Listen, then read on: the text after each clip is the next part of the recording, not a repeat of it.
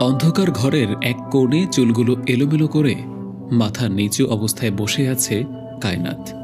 তাকে ঘিরেই দূরে দাঁড়িয়ে আছে তার বাবা, মা, দাদি, ফুপু আর মসজিদের ইমাম সাহেব। ঘরের সব জিনিসপত্রগুলো এলোমেলো করে রাখা। টেবিলের বইগুলোর মধ্যে কিছু বইয়ের পৃষ্ঠা ছেঁড়া অবস্থায় মেঝেতে পড়ে আছে। বিছানার চাদরটাও দুমড়ে বছরে নিচে ফেলে রাখা হয়েছে। এখন মূলত সকাল 10টা বাজে, কিন্তু বাহিরে বৃষ্টি হওয়ায় ঘরটা একদম অন্ধকারচ্ছন্ন দেখাচ্ছে। থেমে থেমে কিছুক্ষণ পরপর আলোর ঝলকানি দিয়ে বিজলি চমকাচ্ছে বারবার। শীতকাল হলেও এখন এই সিজনে বৃষ্টি দেখে কেউ একটু অবাক হচ্ছে না।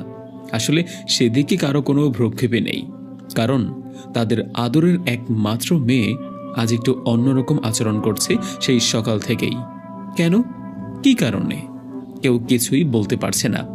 গতকাল রাতেই তো সবার সাথে টেবিলে বসে দুষ্টুমি করতে করতে মায়ের হাতে ভাত খেয়েছে। আদর করে মা মাঝে মাঝেই ভাত খাইয়ে দেয় তাকে। তবে গতকাল রাতে কায়নাত হাতে মেহেদি পড়েছিল বলেই মায়ের হাতে ভাত খেয়েছে। কিন্তু এক রাতেই কি এমন হলো যে ও এমন পাগলের মতো করছে? সকালে যখন ফাহমিদা চৌধুরী কায়নাতকে ঘুম থেকে ডাকতে গেল, তখন সে দেখল কায়নাত বিছানাতে নেই। ভাবলো হয়তো ওয়াশরুমে গিয়েছে। ঘর অন্ধকার হওয়ায় তিনি পর্দা না সরিয়ে আলো জ্বালিয়ে বিছানা গোছাতে গেলেন।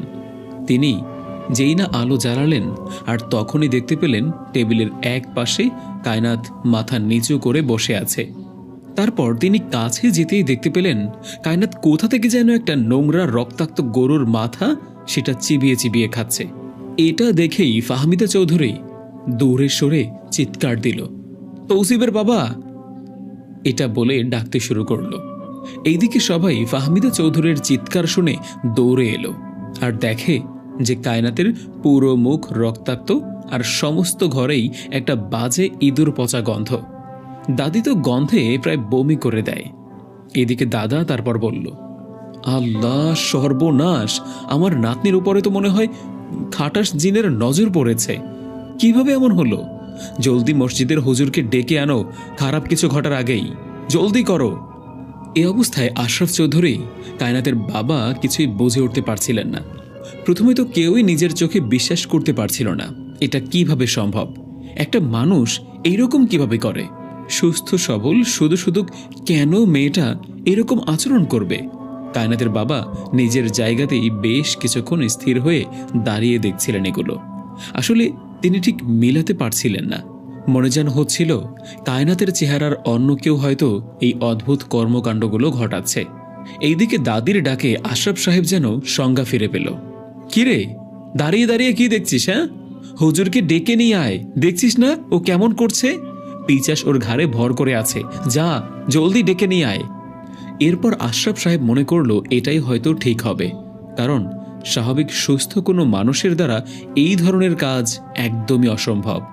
তাই তিনিও এইরকম ধারণাটাই করলেন যে হয়তো ওর উপর জিনের আছর পড়েছে।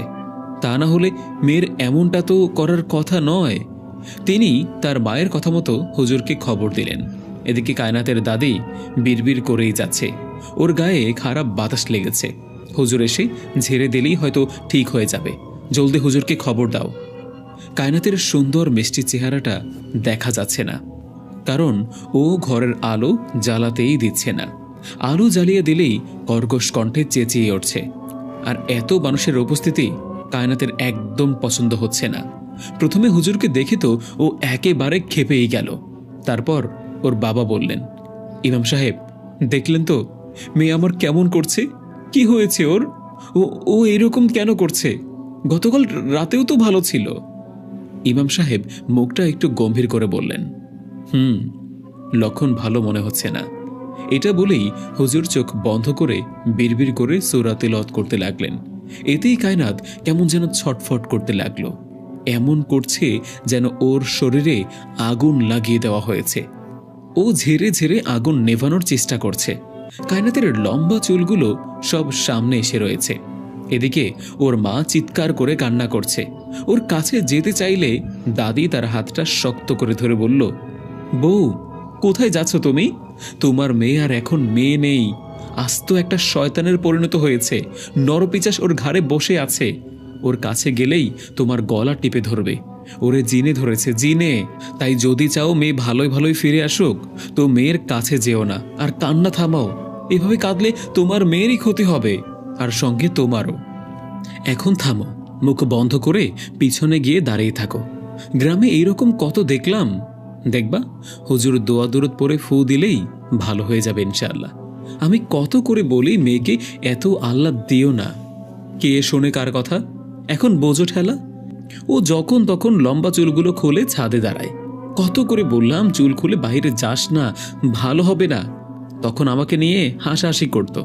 আমি জানতাম এরকমই হবে। চুলের আগা দিয়ে জিন ঢুকেছে শরীরে। আর এখন ভালোই ভালোই বের হলেই হয়। অনেক সময় বদজিনগুলো শরীর ছাড়তেই চায় না। আল্লাহ, আপনি রক্ষা করার মালিক, আমাদের রক্ষা করুন। এই বিপদ থেকে সহি সালামতে হেফাজত করুন। মা, তুমি এগুলো কি বলছো? কায়নাত আমার আদরের মেয়ে, ওর কিছু হলে আমি কি নিয়ে বাঁচবো? হ্যাঁ? তখনই বাবা বলল, মা, এগুলো তোর আগে চিন্তা করার দরকার ছিল। রশি এত ঢিলা দিয়ে রেখেছিস যে এখন হাতের নাগালের বাইরে চলে গিয়েছে। আল্লাহ আল্লাহ কর, ঠিক হলেও হতে পারে। এই কথাটা বলল দাদি। এদিকে হুজুর এখনো আওয়াজ করে আয়াতুল কুরসি পড়া শুরু করলেন। এতে কায়নাত জোরে জোরে নিঃশ্বাস নিতে লাগলো। তখনই ওভাবেই বসা অবস্থায় পিছনের দেয়ালে কিভাবে যেন মাকড়সার মতো বাইতে শুরু করলো উপর দিকে, পিঠ দেয়ালের দিকে, আর মুখ সামনের দিকে রেখেই হাত পা পিছনে ঘুরিয়ে দেয়ালের অর্ধেক চড়ে বসল। দেখে মনে হচ্ছে একটা দানব মাকড়সা দেয়ালে বসে আছে। এটা দেখেই দাদি ফুফু চিৎকার করে লা ইলাহা ইল্লাল্লাহ পড়া শুরু করলো। কায়নাতের মা মুখে কাপড় দিয়ে কান্না শুরু করলো। বাবা ঘাবড়ে গেলেন। হুজুরের আয়াতুল কুরসি পড়া শেষ হলে সে সূরায়ে নাচ পড়া শুরু করলেন এবং তা অনবরত তিলাওয়াত করেই যাচ্ছেন। কায়নাত ওভাবেই দেয়ালে বসেই চিৎকার করছে। খুব বিশ্রীভাবে হুজুরকে তুই তুকারি করে কর্কশ কণ্ঠে বলছে, হুজুরের বাচ্চা, থাম বলছি, আমি বলছি থাম। ঘরে তোর বউ নাই, সুতরাং এখানে এত বাড়িস না। এই মেয়েকেই আমার মনে ধরেছে, অনেক পছন্দ হইছে। কি সুন্দর ওর শরীর, আহ কি সুন্দর ওর শরীরের গঠন। কতবার ওকে নগ্ন অবস্থায় আমি গোসল করতে দেখেছি। কি সুন্দর ওর শরীরের গন্ধ। নাক দিয়ে জোরে জোরে নিঃশ্বাস নিয়ে বলছে, ওর শরীরে আমি অবস্থান করে আরাম বোধ করি। এখন থেকে এটাই আমার বাসস্থান। আমি এখানেই খামু, ঘুমামু। তুই যা এখান থেকে, তুই বাড়ি যা, না হলে তোর খবর আছে কিন্তু। কি এই হাবিজাবি পরা বন্ধ করবি না, তাই তো? এখন কি আমি এই মেয়ের শরীরের সমস্ত জামা কাপড় খুলে তোদের সামনে এর 12টা বাজাবো? এখন বিড়বিড় করা বন্ধ কর। থাম থাম বলতাছি। হুজুর সূরা পড়া বন্ধ করে বলছেন সে, তুই কে? কেন এসেছিস এখানে? এই মেয়ের শরীরে ঢুকেছিস কেন? আর আমার কি করবি তুই?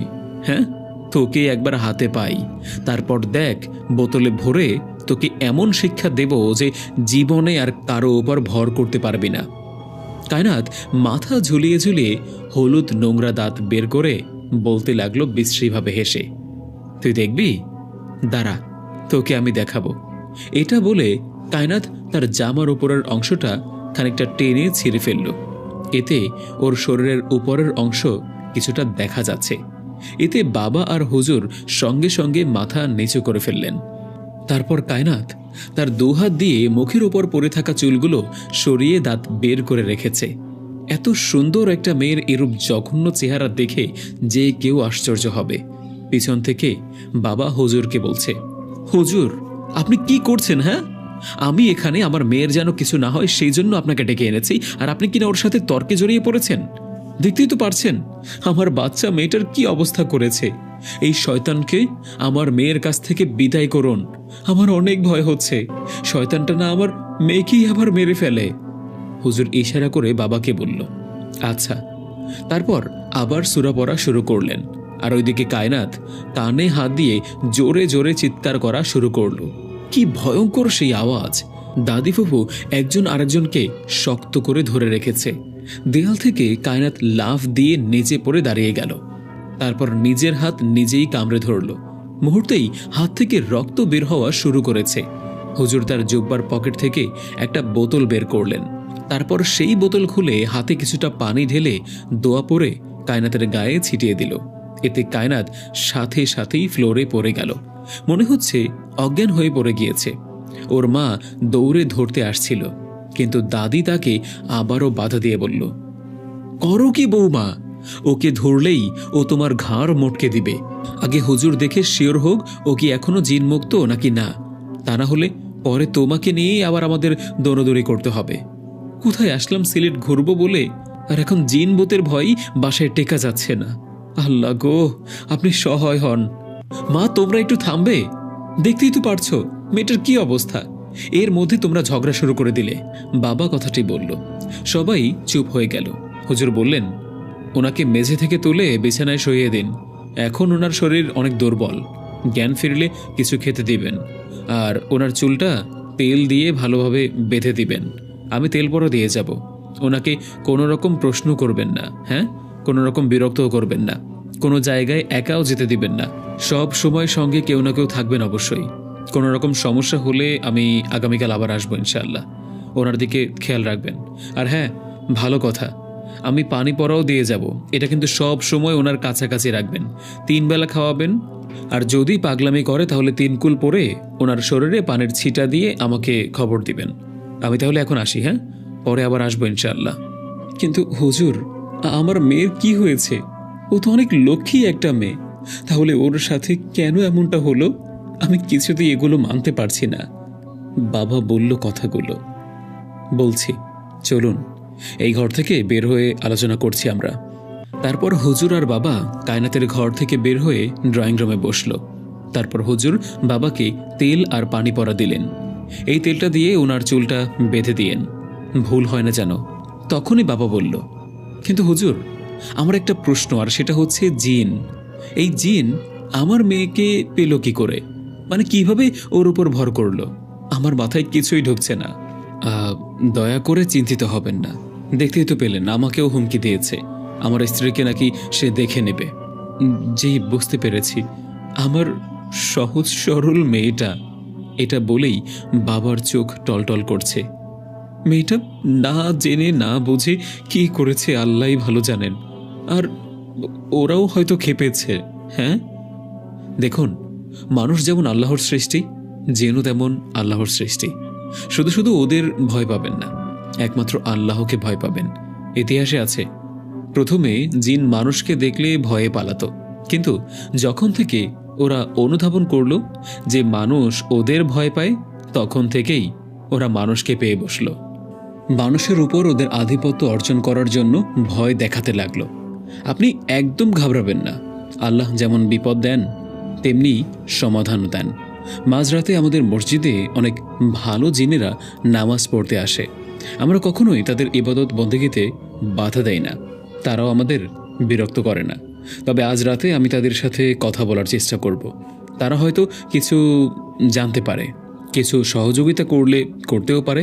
তবে আমার যতটুকু মনে হচ্ছে, আপনার মেয়ে হয়তো ওদের আসা যাওয়ার পথে বাধা দিয়েছিল, তাই ওরা খেপেছে। আচ্ছা, যাই হোক, মেয়ের দিকে নজর রাখবেন, আমি এখন আসি। এটা বলে হুজুর বিদায় নিয়ে চলে গেলেন। তারপর বাবা এসে তেলের শিশিটা মায়ের হাতে দিয়ে বললেন, মেয়ের চুলটা তেল দিয়ে ভালোভাবে বেঁধে দাও। মায়ের চোখ দিয়ে পানি পড়ছে। কায়নাত নিজের হাতে যেখানে কামড় দিয়েছিল সেই জায়গাটা একটা ক্ষত সৃষ্টি হয়েছে। মা ক্ষতটা পরিষ্কার করে ব্যান্ডেজ করে দিলেন। বাবা কায়নাতের পাশে এসে বসলেন। কায়নাত নিশ্চিন্ত মনে ঘুমাচ্ছে, যেন কিছুক্ষণ আগে এখানে কিছুই হয়নি। ওকে এখন কতটা নিষ্পাপ দেখাচ্ছে, কিন্তু ওর মধ্যে কিছুক্ষণ আগেও একটা শয়তানের বসবাস ছিল। ওর হাতটা উঁচু করলেন বাবা। দেখলেন গতকাল রাতে হাতে পরা মেহেদিতে খুব সুন্দর লাল রং হয়েছে ওর হাতে। তার চোখ গড়িয়েও পানি পড়ছে। কেউ দেখার আগেই তিনি তা তাড়াতাড়ি করে মুছে ফেললেন। এদিকে কায়নাতের দাদি আর ফুপু পা টিপে টিপে কায়নাতের ঘরে প্রবেশ করলেন। ধীরে ধীরে বাবার পাশে এসে দাঁড়ালেন। তার হাতের মোবাইলটা বাবার হাতে গুজে দিয়ে ফিসফিসিয়ে বললেন, গ্রামের মসজিদের হুজুর, কথা বলো, উনি অনেক বড় মাপের হুজুর। কায়নাতকে দেখবি, একদম ঠিক করে দিবে। নে কথা বল। মা, তোমরা কি শুরু করলে? হ্যাঁ, এইভাবে করলে তো আমার মেয়ে সুস্থ হয়ে বাইরে বের হয়েও কাউকে মুখ দেখাতে পারবে না। তোমরা দেখছি এখন পুরো এলাকাতে খবর জানিয়ে দিচ্ছ। কি যে বলিস না বাবা, মেয়ে বড় হয়েছে, সেজন্যই তো বলছি বিয়ে দিতে হবে না। সুস্থ কি করতে হবে না, নাকি এভাবেই ঘাড়ে ভূত বসিয়ে রাখবি? তোকে কত করে বললাম মেয়ে ইন্টার পাস করেছে, এখন বিয়ে দিয়ে দে, ভালো পাত্র আছে। না, সেটা শুনলো না, বলে নাকি মেয়েকে আরও পড়াবে। এখন নেই, দেখি এই জিন্নি ধরা মেয়েকে তুই কোথায় পড়াস আর কার কাছে বিয়ে দেস। দাদি পাশ ফিরে ফুপুকে ধীরে ধীরে বলছেন, ভালো করেছিস রোকেয়া, আমাদের শিউলিকে সঙ্গে আনিসনি। ও এলে তো ঘুমতো এই ঘরেই কায়নাতের সাথে। আল্লাহ, তাহলে তো তোর মেয়েকেও হয়তো জেনে ধরতো, তখন ওর বিয়েও আমরা দিতে পারতাম না। ফুপু চোখ বড় বড় করে নিজের ওড়না দিয়ে মুখ চেপে ধরেছেন। তারপর বললেন, আসলেই আম্মা, ও তো আসতেই চেয়েছিল, কি মনে করে যেন ওকে আনেনি। ভালোই হয়েছে, আল্লাহ যা করেন ভালোর জন্যই করেন। কিন্তু এখন কায়নাতের কি হবে? তোমরা এখন থামবে? আমার মেয়ে আজ অসুস্থ, আর তোমরা বিয়ে টিয়ে নিয়ে পড়ে আছো, কি বুঝলাম না। বিয়ে ছাড়া কি মেয়েদের জীবনে আর কোনো মূল্য নেই? হ্যাঁ, কোথায় তোমরা আমাকে উপায় বলে দিবে, সান্ত্বনা দিবে, তা না, বিয়ে নিয়ে পড়ে আছো। যাও, তোমরা ওইদিকে গিয়ে বসে বিয়ের আলাপ করো। আরে তোকে তো উপায় বলছি, গ্রামের হুজুরের সাথে কথা বল, দেখবি উনি ঝাড়ফুঁক দিয়ে সব ঠিক করে দিবেন। এইখানের হুজুর এসব পারবে না, দেখিস না ভয়ে পালিয়ে গেছে। এইদিকে কায়নাত তখনও ঘুমাচ্ছে। মা তার শাশুড়ির কথা শুনে মাথা নিচু করে রেখেছেন। বাবা সেখান থেকে উঠে নিজের ঘরে চলে গেলেন। দাদি আর ফুপু ব্যাঙের মতো মুখ ভেঙচি কেটে ঘর থেকে বের হয়ে গেলেন। মা কায়নাতের মাথায় হাত বুলিয়ে দিচ্ছেন, তারপর তিলটা নিয়ে মাথায় দিতেই যাবে। আর কায়নাতের বাবা এসে বলছেন, তৌসিফের মা, অজু করে নিয়েছো তো? জি, আমার অজু আছে। আচ্ছা, তাহলে 3 কুল পরে ফু দিয়ে তারপর তেলটা দিয়ে দাও, আর ওর চুলটা শক্ত করে বেঁধে দাও, যেন খুলতে না পারে। জি আচ্ছা। তারপর মা সূরা পরে কায়নাতের মাথায় ভালোভাবে তেল দিয়ে একটা বেনি গেঁথে দিলেন। এখন ওকে একটু সুস্থ স্বাভাবিক লাগছে। ঠিক তখনই কায়নাত একটু নড়ে উঠল। মা একটু ভয়ও পাচ্ছে, আবার মায়াও হচ্ছে। শত হোক, ও তো ওর মায়ের কলিজার টুকরা, তাই না? কায়নাত ধীরে ধীরে চোখ খুলছে। পাশে ওর মাকে এভাবে বসে থাকতে দেখে বলতে লাগলো, মা, তুমি এইখানে বসে আছো কেন? আর তোমার চোখে পানি কেন? কিছু না মা, তোমার শরীর এখন কেমন? একটু স্যুপ খাবে? আমার কি কিছু হয়েছে? আমি কি অসুস্থ নাকি? না, তেমন কিছু না, তোমার শরীরটা একটু দুর্বল, তাই বলছিলাম আর কি। কিছুক্ষণ আগেই তুমি মাথা ঘুরে নিচে পড়ে গিয়েছিলে। ও তাই নাকি? হ্যাঁ, শরীরটা কেমন যেন ব্যথা ব্যথা করছে। তখনই ওর চোখ গেল হাতের ব্যান্ডেজের দিকে। তারপর সঙ্গে সঙ্গে বলে উঠল, মা, আমার হাতে কি হয়েছে? আল্লাহ, কি জ্বালা পোড়া করছে, কিভাবে ব্যথা পেয়েছি আমি? মা মা কিছু বলতেই যাবে, তখনই বাবা এসে বললেন, তুমি যখন মাথা ঘুরে পড়ে গিয়েছিলে তখন হাতে ব্যথা পেয়েছ, ঠিক হয়ে যাবে, সমস্যা নেই। বাবা ইশারা করে মাকে থামতে বললেন। তারপর কায়নাত উঠে বসতে চাইল। বাবা এসে ধরে বসিয়ে দিলেন, আর মা উঠে ওর জন্য স্যুপ আনতে গেল। বাপ মেয়ে দুজনই চুপচাপ বসে আছে। তখনই কায়নাত বলতে লাগলো, বাবা, ঘরের পর্দাগুলো এভাবে নামিয়ে দেওয়া কেন? এখন কি রাত? মানে আমি আজ সারাদিন ঘুমিয়েছি? না রে মা, বাইরে বৃষ্টি হচ্ছে, তাই এমন অন্ধকার দেখাচ্ছে। একটু পর্দাটা সরিয়ে দাও না বাবা, আমি বৃষ্টি দেখব। আচ্ছা আচ্ছা, সরিয়ে দিচ্ছি। এটা বলে ওর বাবা উঠে সব পর্দা সরিয়ে দিলেন। বাহিরের আবছা আলোতেও কায়নাত তাকাতে পারছে না, তারপরেও চোখ কুঁচকে তাকানোর চেষ্টা করছে। ওর বাবা ওর দিকে তাকিয়ে দেখলেন, এক রাতেই কেমন শুকিয়ে গিয়েছে তার মেয়েটা। চোখের নিচের কালো ভাবটা যেন এখন আরও গাঢ় হয়েছে। ওর মা এসে স্যুপ খাইয়ে দিচ্ছে। আর তখনই কায়নাতের বড় ভাই, যে কিনা সিলেট মেডিকেলে 4th ইয়ারে পড়ছে, ঘরে ঢুকেই চেঁচিয়ে বলছে, বাবা, আমি এসব কি শুনছি? কায়ার কি হয়েছে? লোকে এগুলো কি বলা বলি করছে? হ্যাঁ? বাবা উঠে দৌড়ে তৌসিফের কাছে গিয়ে বলছে, আহা, একটু ধীরে বল না। কেন ধীরে বলবো কেন? লোকে আমার বোনকে নিয়ে উল্টাপাল্টা কথা বলবে, আর আমি মাথা নিচু করে চুপচাপ শুনবো নাকি? হ্যাঁ, চুপচাপ শুনে আসবে। আর আমরা গায়াকে কিছুই বলিনি ওর কি হয়েছে।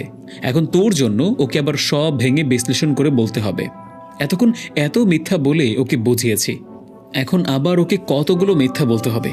তুই এভাবে না চেঁচিয়ে আসলেও তো পারতি। হ্যাঁ, বাবা ফিসফিসিয়ে বললেন। কায়নাত মুখে স্যুপের চামচটা নামিয়ে হাঁ করে ওদের কথোপকথন শুনছিল। ওরা কি নিয়ে আলোচনা করছে বোঝার চেষ্টা করছে। বাবা আর তৌসিফ দুজনেই কায়নাতের দিকে তাকিয়ে আছে। বাবা তৌসিফকে টেনে রুম থেকে বের করে নিয়ে গেলেন। কায়নাত মুখের স্যুপটা গিলে কিছু একটা চিন্তা করছে। অন্য রুমে বাবা বলছে। ওদের কথোপকথন শুনে ওরা কি নিয়ে আলোচনা করছে বোঝার চেষ্টা করছে। বাবা আর তৌসিফ দুজনেই কায়নাতের দিকে তাকিয়ে আছে। বাবা তৌসিফকে টেনে রুম থেকে বের করে নিয়ে গেলেন। কায়নাত মুখের স্যুপটা গিলে কিছু একটা চিন্তা করছে। অন্য রুমে বাবা বলছেন, গতকাল রাতে কি হলো জানি না, সকাল থেকেই কায়া এমন পাগলের মতো করছে। পরে হুজুর এসে পানি পড়া তেল পড়া এগুলো দিয়ে গেলেন, এখন একটু শান্ত হয়েছে। বাবা এসব কি বলছো? এই যুগে এসব হুজুর কবিরাজ দিয়ে কি চিকিৎসা হয় নাকি? তোমার ছেলেকে তাহলে ডাক্তারি পড়াচ্ছ কেন বলো তো একটু? আমার ডক্টরি কোনো কাজে লাগবে তাহলে? জিন ভূতের চিকিৎসা এসব ডক্টরে দিয়ে হয় না।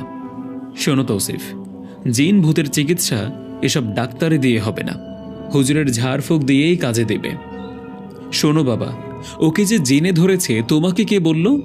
জিন ভূত বলতে কিছুই নেই, এসব ফালতু কথা। ওর সাইকোলজিক্যাল প্রবলেম হয়েছে। শোনো বাবা, সাইকিয়াট্রিস্টের কাছে গিয়ে ট্রিটমেন্ট নিলেই হয়তো ঠিক হয়ে যাবে। চুপ কর, তুই বেশি শিক্ষিত হয়ে গিয়েছিস। হ্যাঁ, এখন বাবার মুখে মুখেও তর্ক করছিস, এই কি তোর শিক্ষা? তৌসিফ তখনই মাথা নিচু করে বলছে, সরি বাবা, আসলে হঠাৎ করে কথাগুলো শুনেছি তো, তাই নিজেকে আর ধরে রাখতে পারিনি। বোনটাকে তো অনেক ভালোবাসি, তাই ওকে নিয়ে আজে বাজে কথা একদম সহ্য করতে পারেনি। কি বলছিস? পুরো কোয়ার্টারে সবাই বলাবলি করছে? আল্লাহ, মাথা নাড়তে নাড়তে বললেন বাবা। কিন্তু বাবা, আমি আমার স্যারকে বলেছি কায়নাত হঠাৎ করে মানসিকভাবে অসুস্থ হয়ে পড়েছে, উনি যেন এসেই একবার দেখে যান। আহা, ওর তো অন্য সমস্যা, মানসিক সমস্যা না। বাবা, মেডিকেলে এগুলোর বিভিন্ন ট্রাম আছে, এক একটা স্টেজ আছে। স্যার এসে দেখে যাবেন, তারপর ওষুধ দিবেন, কিছু সেশন হবে, তারপর কায়া একদম সুস্থ হয়ে যাবে। তুমি দেখে নিও বাবা। তুই যদি মনে করিস ডাক্তার এসে এসব করলে কায়া ঠিক হয়ে যাবে, তাহলে তাকে আসতে বল। এই উসিলায় যদি মেয়েটা সুস্থ হয়ে যায়, তবে এখন আর বাসায় এগুলো নিয়ে কথা বলিস না। কখন আবার ও অসুস্থ হয়ে পড়ে আল্লাহই ভালো জানেন। কায়নাতের বাবা তার গলার স্বরটা একটু নিচু করে বললেন, এগুলো আমাদের সাথেই কেন হলো? আমরা কার কি এমন ক্ষতি করেছিলাম? বলেই বাবা সোফায় হঠাৎ করেই বসে পড়লেন। বাবা, আমরা আছি না, আমরা কায়াকে কিচ্ছু হতে দেব না, তুমি একটু টেনশন করো না। ওর সাথে কি এখন একটু কথা বলা যাবে? হ্যাঁ যাবে, কিন্তু নর্মালি কথা বলতে হবে। হঠাৎ ওপাশ থেকে কায়নাতের চিৎকার শুনতে পেল। বাবা আর তৌসিফ দৌড়ে ওর ঘরে গেল। দেখে কায়নাত পেট চেপে ধরে বসে আছে আর চিৎকার করছে। কি হয়েছে? বলছে ওর ভীষণ পেটে ব্যথা করছে, পেটের ভিতর অনেক মোচড় দিচ্ছে, মনে হচ্ছে পেটের ভিতরে কেউ সবকিছু সূচ দিয়ে গুঁতো দিচ্ছে। উফ, প্রচন্ড ব্যথা করছে মা। কায়ার বাবা তখন বলল, আমার মেয়েটার কি হয়েছে? ওর এমন পেট ব্যথা করছে কেন? তখনই তৌসিফ এসে বলল, কই দেখি কায়া, আমাকে দেখতে দে। তৌসিফ কায়ার পাশে গিয়ে বসে ওর পালসটা চেক করলো, তারপর জিহ্বা আর চোখ দেখতে চাইল। তারপর বলল, কিরে, চোখের নিচে এত কালো দাগ পড়েছে কেন? রাতে ঠিকমতো ঘুমাস না? এখন ব্যথাটা কোথায় করছে আমাকে হাত দিয়ে দেখা, নাকি পুরো পেটটাই ব্যথা করছে? ভাইয়া, পেটে ব্যথার ঔষধ দে, আর সহ্য করতে পারছি না। হ্যাঁ, পুরো পেটটাই ব্যথা করছে আমার। আচ্ছা দাঁড়া দাঁড়া, আমি একটা পেন কিলার কিনে আনছি। হ্যাঁ। তারপর কায়নাত মাথা নেড়ে আচ্ছা বলল। কায়নাতের বাবা আর মায়ের মুখটা ভয়ে শুকিয়ে গেল। তারা চিন্তা করলেন, এখন আবার যদি পাগলামি শুরু করে তাহলে কি একটা অবস্থা হবে, কিভাবে ওকে থামাবো আমরা? কারণ সকালে ও যা করলো তাতে বিন্দু মাত্র মনে হচ্ছে না যে ওর কোনো অসুখ হয়েছে। এইদিকে ওর মা ওর পেটটা হালকা হাত দিয়ে মাসাজ করে দিচ্ছে। তিনি দেখলেন ওর পেটটা ভীষণ গরম হয়ে আছে। তিনি তাড়াতাড়ি ফ্রিজ খুলে কয়েকটা বরফের টুকরো এনে একটা স্টিলের বাটিতে এনে ওর পেটের উপর ধরল, যেন ওর ব্যথাটা একটু হলেও কম হয়।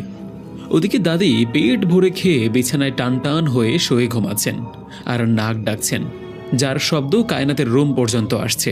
আর ফুপু বসে বসে টিভিতে ভলিউম বাড়িয়ে বাংলা সিনেমা দেখছে। তাদের কোনো ভ্রুক্ষেপও নেই যে তার নাতনি বাঁচল নাকি মরল। বাবা সেখানে বসেই হুজুরকে ফোন করলেন। হুজুর, আমি আশরাফ চৌধুরী বলছি। আজ সকালে আপনি যার মেয়েকে পানি পড়া তেল পড়া দিয়েছিলেন। ও আচ্ছা আচ্ছা, তা কোনো সমস্যা? জি, আমার মেয়ের হঠাৎ করেই ভীষণ পেটে ব্যথা করছে। এরকম ব্যথা তো আগে কখনো করেনি। এটা কি এমনিই করছে? মানে শারীরিক সমস্যা নাকি অন্য কোনো ধরনের ব্যথা? উনি কি পরাপানি খেয়েছিলেন? বাবা পাশে বসে থাকা মাকে জিজ্ঞেস করলো, ও কি পরাপানি খেয়েছে? না, ভেবেছিলাম স্যুপটুকু খাওয়ানোর পর খাওয়াবো আর কি। কি যে করো না, ওকে আগে পানিটা খাওয়াবে না? মা মাথা নিচু করে ফেললেন। বাবা তখন আবার হুজুরকে বলছেন, হুজুর দুঃখিত, এখনো খাওয়ানো হয়নি। আচ্ছা ঠিক আছে, সমস্যা নেই, তাহলে খাইয়ে দিন। হ্যাঁ, আর 3 বেলা খাওয়াবেন ইনশাআল্লাহ, দেখবেন একদম কমে যাবে। না কমলে ব্যথা কমানোর ঔষধ খাওয়াবেন। আমি মাগরিবের পর আসার চেষ্টা করব ইনশাআল্লাহ। যদি না আসতে পারে তাহলে হয়তো আগামীকাল আসবো ইনশাআল্লাহ। জি আচ্ছা। এদিকে কায়নাত পেটের ব্যথায় পাগলের মতো করছে। ও ওর পেটে হাত দিয়ে বসে আছে, আর তখনই শুনল পাশ থেকে একটা বিশ্রী কণ্ঠে ফিসফিসিয়ে বলছে, কায়নাত, কায়নাত। ভয়ানক ভীতু কণ্ঠে বলছে, মা, ওই যে কথা বলছে, কে যেন কথা বলছে, শুনছো? আমার নাম ধরে ডাকছে, তো তুমি শুনেছ? কই, কি কথা বলছে মা? ও ঘরে তোর বাবা কথা বলছে। না না, আমার নাম ধরে ডাকছে, শুনতে পাচ্ছ না? সেই বিশ্রী কণ্ঠটি তখনই সেই বিশ্রী কণ্ঠটি আবার বলছে, কায়নাত। কায়নাত ওর কান চেপে ধরে চোখ বন্ধ করে বসে আছে। তৌসিফ ঔষধ নিয়ে এসে ওকে একটা খাইয়ে দিতে চাইল, কিন্তু ও পাগলের মতোই হাত পা ছুঁড়ে অস্থির হয়ে পড়েছে। এদিকে তৌসিফ কায়নাতকে একটা ঘুমের ঔষধ আর একটা পেটে ব্যথার ঔষধ জোর করে খাইয়ে দিল। এতে কিছুক্ষণের মধ্যেই গভীর ঘুমে তলিয়ে গেল কায়নাত। তখন চারদিক শান্ত হয়ে গেল। মা যেন হাফ ছেড়ে বসলেন, ভেবে পাচ্ছে না কি থেকে কি হয়ে গেল। কায়নাত কি আসলেই সুস্থ হয়ে আগের অবস্থায় ফিরে আসবে, নাকি তিনি তার মেয়েকেই হারাবেন চিরদিনের জন্য? ঘুমন্ত কায়নাতের পাশে বসে আছেন তার মা এবং তার মাথায় হাত বুলিয়ে দিচ্ছে। মেয়ের আজ এই অবস্থার জন্য সে নিজেকেই দায়ী মনে করছেন, কারণ কায়নাত প্রায় সময়ই তাকে অদ্ভুত আওয়াজের কথা বলতো, আর সে প্রতি রাতেই বলতো এগুলো শুধুমাত্র ওর খামখেয়ালি ছাড়া আর কিছুই না। কিন্তু কে জানতো ওইসব অদ্ভুত কথা আজ ওর জন্য কাল হয়ে দাঁড়াবে। হঠাৎ কায়নাত কেমন যেন নড়ে উঠল। সেই সময় রুমে আছে শুধু কায়নাত আর তার মা, বাকিরা অন্য ঘরে। কায়নাতের বাবা তার ঘরে বসে আছেন, আর তৌসিফ তার কোনো এক বন্ধুকে খবর দিতে গিয়েছে। এদিকে কায়নাত আবারও কেঁপে উঠল। কেঁপে ওঠার কারণেই ফাহমিদা চৌধুরী ওর গায়ে হাত দিয়ে দেখছেন জ্বর এসেছে কিনা। দু একবার কেঁপে হঠাৎ করেই কায়নাত নিজের জায়গা ছেড়ে শোয়া অবস্থাতেই ধীরে ধীরে উপরের দিকে উঠে শূন্যে ভেসে রইল। এটা দেখে ওর মা একটা চিৎকার করে উঠল। তার চিৎকারে আশরাফ চৌধুরী ছুটে এলেন, তবে তিনি আসতে আসতেই কায়নাত আবার ওর জায়গায় ফিরে এলো, যেমনটি আগে শুয়েছিল। দাদি, ফুফু শাশুড়ি এরা এসে দরজার কাছেই দাঁড়িয়ে রইল, ভয়ে রুমের ভেতরে ঢুকতে চাইল না। কি হয়েছে, এমন করে চিৎকার করলি কেন? কায়া যেন কিভাবে ঘুমের মধ্যেই উপরে ভেসে উঠল। ভেসে উঠল মানে কি? মানে উপরে শূন্যে? কিভাবে সম্ভব? কি অদ্ভুত কথা বলছো তুমি? সত্যি বলছি, ওকে আমি মাত্রই দেখলাম একটু কেঁপে উঠল। আমি ভাবলাম ওর হয়তো শীত করছে, তাই কাঁপছে হয়তো। হাত দিয়ে দেখি ওর শরীর একেবারে ঠান্ডা। তারপরেই এভাবে শোয়া অবস্থাতেই উপরে ভেসে উঠল। বলো কি, কিভাবে এটা সম্ভব? জানি না। কায়ার বাবা আবার বলল, আমার মেয়ের সাথে এগুলো কি হচ্ছে? মা কেঁদে কেঁদে বলে, এদিকে দূরে দাঁড়িয়ে থাকা দাদি আর ফুপু এগুলো শুনে আল্লাহ গো এটা বলে চিৎকার দিল। তখনই দরজায় কড়া নাড়ার শব্দ হলো। কণ্ঠ শুনে ফাহমিদা চৌধুরী বুঝতে পারল পাশের বাসার আয়েশা এসেছে। কায়নাত আর ওনার খুব ভাব। কায়নাত সুস্থ থাকা অবস্থায় ওরা বেশ গল্প করত, একসাথে সময় কাটাতো। কায়নাত অসুস্থ শুনে হয়তো দেখতে এসেছেন, কিন্তু এখন এই অবস্থায় কিভাবে কায়নাতের সাথে উনি দেখা করবেন? কায়নাতের বাবা তাড়াতাড়ি গিয়ে দরজা খুলে আয়েশাকে বুঝিয়ে সুঝিয়ে বিদায় দিয়ে দিলেন, আর ঘরে আর ঢুকতে দেননি। এমনি কোয়ার্টারে একটা কথা ছড়াতে বেশিক্ষণ সময় লাগে না, আর মানুষ তিলকে তাল তো অবশ্যই বানাবে। এখন কায়নাতের যা অবস্থা তাতে উনি যদি এসে দেখেন যে এই অবস্থা, তাতে ভয় পেয়ে যাবেন, আর হয়তো সবাইকে বলেও দিবেন। ভবিষ্যতে কায়নাত সুস্থ হলেও ওর চলাফেরা করতে অনেক সমস্যা হবে। যাই হোক, কায়নাতের বাবা বুঝতে পারলেন কায়নাতের অবস্থা তেমন একটা সুবিধার না। যা করতে হবে তাড়াতাড়ি করতে হবে, নয়তোবা মেয়েটার জীবন খসে পড়বে। কায়নাত এখন আবার স্বাভাবিক অবস্থায় ঘুমিয়ে আছে। ওর বাবা মা পাশেই বসে আছেন। ওর মায়ের ভয়ে যেন হাত পা কাঁপছে। ওর বাবার কপালে বিন্দু বিন্দু ঘাম জমা হয়েছে। তিনি মেয়ের হাতটা ধরে দেখলেন বরফের মতো ঠান্ডা হয়ে আছে। বেশ কিছুক্ষণ পর কায়নাত স্বাভাবিকভাবে ঘুম থেকে জেগে ওঠে মায়ের হাতে বসে বসে স্যুপ খাচ্ছে। আর তখন ওর ভাই তৌসিফ সঙ্গে করে একজন ভদ্রলোককে নিয়ে ঘরে প্রবেশ করলেন। তারা রুমে প্রবেশ করার সাথে সাথেই কায়নাত ওই ভদ্রলোকের দিকে তাকিয়ে কেমন যেন চমকে উঠল। এক দৃষ্টিতে তার দিকেই তাকিয়ে রইল। ওর হৃদস্পন্দনটা কেমন যেন হঠাৎ করেই বেড়ে গেল। তখন ওর মনে পড়ে গেল প্রায় 20 দিন আগে ও যখন ছাদে বসেছিল তখন সূর্যটা প্রায় ডুবো ছিল। ওর মনে পড়ছে ও ছাদে খুব মন খারাপ করে বসেছিল। তখন ছাদে খুব সুন্দর বাতাস বইছিল, আর ওই বাতাসে ওর খোলা কোমর পর্যন্ত লম্বা চুলগুলো দুলছিল বারবার, আর বারবার এসে সেগুলো চোখে মুখে স্পর্শ করে যাচ্ছিল। বারবারই তখন হাত দিয়ে সেগুলো মুখ থেকে সরিয়ে দিচ্ছিল, কিন্তু তাতে বিন্দু মাত্র কাজ হচ্ছিল না। সেগুলো আবার ওর চোখ, নাক, ঠোঁটকে স্পর্শ করেই যাচ্ছিল। 20 দিন আগে ছাদে বসে আছে কায়নাত। মা আজ খুব বকেছে, বলেছে পড়াশোনায় নাকি আমার একদম মন নেই, সারা দিন আমি নাকি শুধু গল্পের বই পড়ি। আরও বলেছে বুকসের ভর্তি এত এত বই মা সব আগামীকাল বিক্রি করে দিবেন। এটা কোনো কথা হলো? কত কষ্ট করে তিল তিল করে বইগুলো জমিয়েছি। উফ, আমি এখন কি যে করব? মাকে কিভাবে বোঝাবো যে আমি এখন খুব খুব মনোযোগ দিয়ে লেখাপড়া করব আর খারাপ রেজাল্ট করব না? এগুলো চিন্তা করতে করতেই ও পিছন ফিরে তাকালো, আর দেখতে পেল একটা বাচ্চা ছেলে ছাদে বল দিয়ে খেলছে। ও ভালো করে দেখল, না, চিনতে পারল না। বিল্ডিংয়ের সব বাচ্চাদেরই ও ভালো করে চিনে। বোধহয় কারো বাসায় বেড়াতে এসেছে, কিন্তু আশেপাশে তো কাউকেই দেখছে না। বাবুটা একা একা ছাদে এলো কি করে? হারিয়ে যায়নি তো? ও বাচ্চাটার কাছে গেল, তারপর বলল, হাই বাবু, তোমার নাম কি? কাদের বাসায় এসেছো? বাচ্চাটা খেলা বন্ধ করে ওর দিকে ফিরে তাকালো। ওকে কেমন যেন নিষ্প্রাণ লাগছিল। মনে হচ্ছিল শরীরে রক্ত কম, কোনো অসুখ করছে বোধহয়। তখনই বাচ্চাটা ফ্যাস ফ্যাস গলায় বলে উঠল হঠাৎ করেই, তোমার বাসায়। আমার বাসায়? কায়নাত খুব আশ্চর্য হলো, কারণ ও আগে কখনো ওকে দেখেনি, আর ওর মাও কখনো একা একা ওর মতো একটা বাচ্চা ছেলেকে ছাদে পাঠাবে না।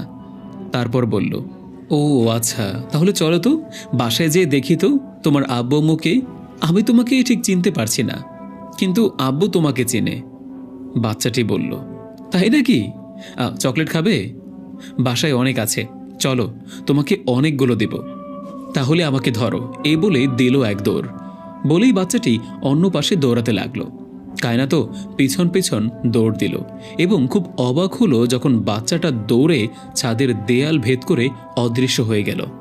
এটা দেখে ওর মুখ যেন হাঁ হয়ে গেল, নিজের চোখকেই বিশ্বাস করতে পারছে না। তখন ও পুরো ছাদ সব জায়গায় খুঁজে দেখল। তখনই শুনতে পেল মাগরিবের আজান হচ্ছে চারদিকে। ভয়ে ওর শরীরের লোম সব দাঁড়িয়ে গেল। তাড়াতাড়ি বাসায় গিয়ে মাকে জিজ্ঞেস করছে, মা, বাসায় কি কোনো গেস্ট এসেছিল নাকি? কই না তো, কে আসবে এই সন্ধ্যায়? ও কেন, কি হয়েছে? কারো আসার কথা নাকি? না না, এমনি মনে হলো কেউ এসেছিল। কায়নাত খুব চিন্তায় পড়ে গেল। এখন যদি মাকে এসব বলে, হয়তো ছাদে যাওয়াই ওর বারণ করে দিবে। তাই মাকে আর কিছুই বলেনি। কিন্তু ছাদে ও কি দেখল? হতে পারে ভুল দেখেছে। ও এসব জিনিস একেবারেই মাথা থেকে ঝেড়ে ফেলে। তারপর হাত মুখ ধুয়ে হালকা কিছু খেয়ে পড়তে বসলো। আজ অনেকক্ষণ পড়ল। মাও বারবার এসে দেখে গিয়েছে মেয়ে আজ খুব পড়ছে। মনে মনে তিনিও খুব খুশি হয়ে গেলেন। তারপর আর তেমন কিছুই হলো না। আর কায়না তো সেই ব্যাপারটা ভুলে গেল। রাতে ঘুমের মধ্যে মনে হলো কেউ আমার মাথায় আলতো করে হাত বুলিয়ে দিচ্ছে। কে? মা। আধো আধো চোখে আমি পাশে শুয়ে থাকা মাকে দেখে নিলাম। কই, কিছুই নেই তো। মা তো ঘুমোচ্ছে। অন্ধকারের মধ্যেই চাঁদের যতটুকু আলো এসে ঘরে প্রবেশ করছে তাতে দিব্যি ঘড়িটা পরিষ্কার দেখা যাচ্ছে, যেটাতে ঘন্টার কাঁটাটা 3টা ছুঁই ছুঁই। তাহলে হয়তো মনের অজান্তেই এমনটি মনে হয়েছে যে কেউ আমাকে স্পর্শ করেছে। পাশ ফিরে শুয়ে আবারও ঘুমানোর চেষ্টা করছি। তখনই মনে হলো আমার ঘরের ফ্লোরে কেউ যেন পা টেনে টেনে হেঁটে যাচ্ছে। শীতের রাত, তাই যে কোনো শব্দই কানে এসে লাগে। আমি আরও মনোযোগ দিয়ে শব্দটা শোনার চেষ্টা করছি। ভয়ে কম্বলের ভিতরে নাক কান চেপে মোড়ো দিয়ে শুয়ে আছি। মা কি শব্দটা শুনতে পাচ্ছে না? স্ত্রী হাঁটার শব্দটা যেন আরও গভীর হচ্ছে। হঠাৎ করেই একটা জায়গায় শব্দটা যেন বন্ধ হয়ে গেল। তখন কায়নাত খুব সাহস করে কম্বলটা একটু সরিয়ে দেখার চেষ্টা করলো আসলেই কি কেউ আছে নাকি রুমে। কায়নাত চোরকে আবার ভীষণ ভয় পায়। মনে হচ্ছে বাসায় কোনো চোরে ঢুকেছে হয়তো। 2 দিন আগেই পাশের বিল্ডিংয়ে এক বাসায় চুরি হয়েছে, তাই মনে হচ্ছে বাড়িতে চোর ঢুকেছে। কায়নাত সাহস করে ধীরে ধীরে কম্বলের নিচ থেকে চোখ দুটো বের করে দেখল, কিন্তু আশেপাশে তেমন কিছুই পেল না। কায়নাত তার বাবা মায়ের 2 সন্তানের মধ্যে ছোট মেয়ে। কায়নাতের বড় একজন ভাই আছে, সে সিলেট মেডিকেলে পড়ছে। ইদানিং সে বাড়িতেই আছে। তৌসিফ কায়নাতের বড় ভাই, সে এখন তার নিজের রুমে ঘুমাচ্ছে, যেটা কিনা 1 রুম পরেই। কায়নাত একাই ঘুমায়, তবে গতকাল তার বাবা ঢাকায় যাওয়ায় তার মা তার সাথে শুয়েছে। এদিকে কায়নাতের রাত জেগে বই পড়ার অভ্যাস, কিন্তু আজ পড়েনি। ইদানিং প্রায় রাতে কায়নাত খুব খারাপ খারাপ স্বপ্ন দেখছে। মাকে অবশ্য এসব কথা বলেছে। মা বলেছে এগুলো নাকি বেশি বেশি ভূতের বই পড়ার ফল। এখন একা একাই এগুলো সহ্য করতে হবে। ওর এখন একটু একটু ভয় করছে, কারণ বিকেলে ছাদেও একটা অদ্ভুত ঘটনা ঘটেছে। শত ভয়ের পরেও মাকে না ডেকে ঘাড়টা একটু উঁচু করে 4-5টা চোখ বলিয়ে নিচ্ছে। দেখতে দেখতে ওর চোখ গেল উপরে ঝুলন্ত ফ্যানের পাখায়। সেখানে দেখা মাত্রই ওর দমটা বন্ধ হয়ে গেল। দেখল একটা কালো মোটা সাপ ফ্যানের পাখার সাথে পেঁচিয়ে আছে আর ওর দিকেই তাকিয়ে ঝুলে আছে। এটা দেখে কায়নাতের যেন সমস্ত শরীর পাথর হয়ে গেল। ওর মনে হচ্ছে ও কোনো স্বপ্ন দেখছে।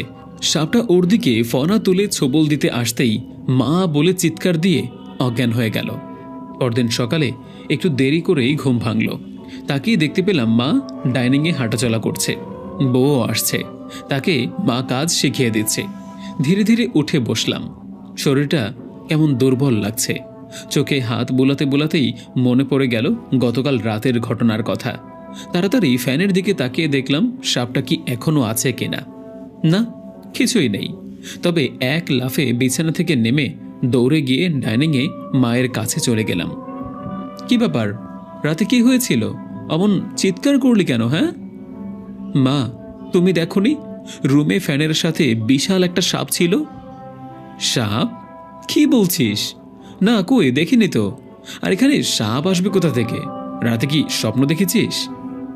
না মা, স্বপ্ন দেখিনি। আমার স্পষ্ট মনে আছে আমি সাপ দেখেছি। আরও শুনেছি ঘরে ঢোকা চোরের হাঁটা চলার শব্দ। চোর? কি জানি, সকালে তেমন কিছুই তো মনে হলো না যে চুরি হয়েছে, আর তেমন কোনো আলামত তো পেলাম না। আচ্ছা, আমি সব দরজা জানালা ভালোভাবে চেক করে দেখছি। এছাড়া তোর ভাইয়াও তো রাত জেগে পড়েছে। ও ঘুম থেকে উঠলেই আমি ওকে জিজ্ঞেস করবো কোনো শব্দ শুনেছে কিনা। ঠিক আছে। তবে মা, আমি শুনেছি, আর আমার খুব ভয়ও লেগেছিল। ভয় লাগলে আমাকে ডাকিসনি কেন? তুই না শোন আমার কথা, এসব ভূতের গল্প টল্প পড়া ছাড়ান দিয়ে নিজের পড়ালেখায় মন দে।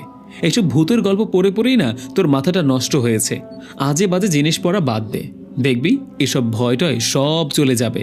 হাত মুখ ধুয়ে আয়, নাস্তা দিচ্ছি। পাশ থেকে বুয়া তার কাজ বাদ দিয়ে আমাদের মা মেয়ের কথা শুনছিল। পরে তিনিও বললেন, খালা, আমার মনে হয় আপনার মায়ারে মসজিদের হুজুরের কাছ থেকে পানি পড়া আইনা খাওয়ানো উচিত। স্বপ্ন দেখা আফায় ভয় পাইছে। আচ্ছা আচ্ছা ঠিক আছে, তুমি এখন তোমার কাজ করো। তারপর মা আমার হাত ধরে টেনে সেখান থেকে নিয়ে রুমে আসলো। তারপর বলল, দেখলি তো, বুয়া সব কিছু শুনে ফেলেছে। এখন বাড়িতে বাড়িতে কাজ করবে আর পুরো কোয়ার্টার জুড়ে এই গল্প করেই বেড়াবে। কথা বলার সময় একটু আশেপাশে দেখে নিবি তো। হ্যাঁ, কি যে করিস না মা।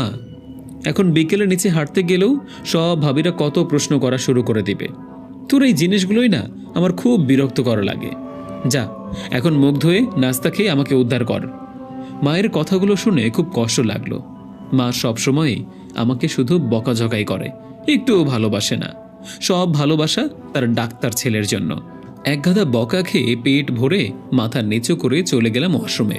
ওয়াশরুমের আয়না দেখে দেখে দাঁত ব্রাশ করছিলাম আর চিন্তা করছিলাম, আসলেই কি আমি স্বপ্ন দেখেছি না সত্য ছিল? তাহলে গতকাল রাতে যা দেখেছি শুনেছি সবই আমার কল্পনা।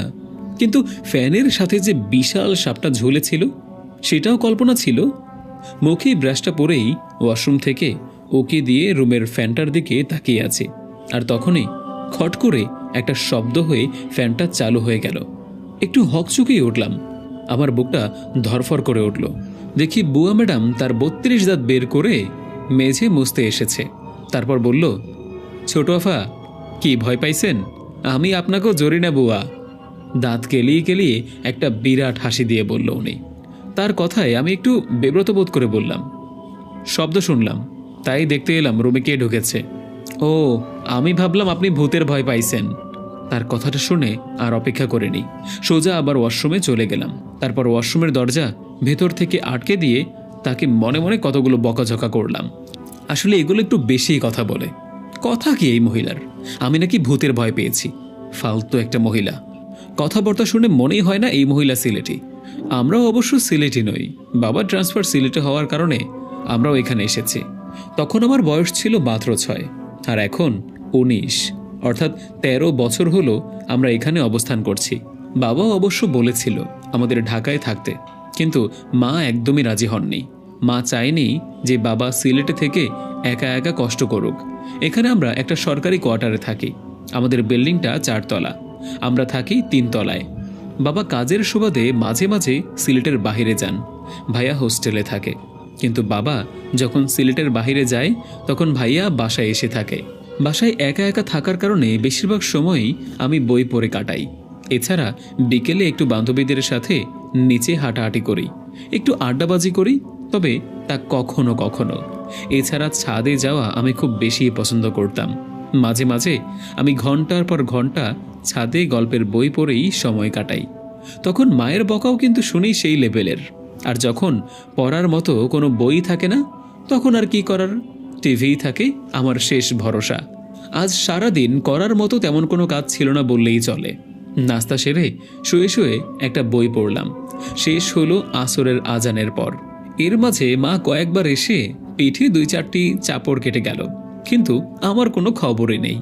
বই পড়া আমার নেশায় পরিণত হয়ে গিয়েছে। বই পেলে পড়া শেষ না হওয়া পর্যন্ত আমি সেটাকে হাতছাড়া করি না।